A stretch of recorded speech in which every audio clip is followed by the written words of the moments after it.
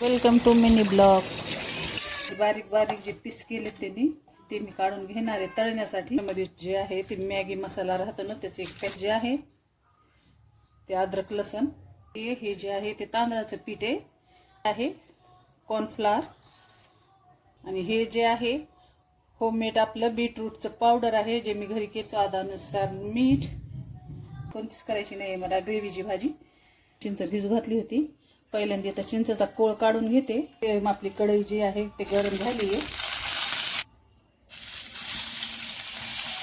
हे जे आहे लसूण टाकून घेतली त्याच्यामध्ये कांदा आणि कोथिंबीर. ह्याची ग्रेव्ही आहे ती.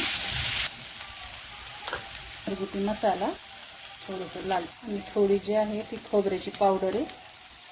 चला थोडी शिजू दे, शिजायसारखं.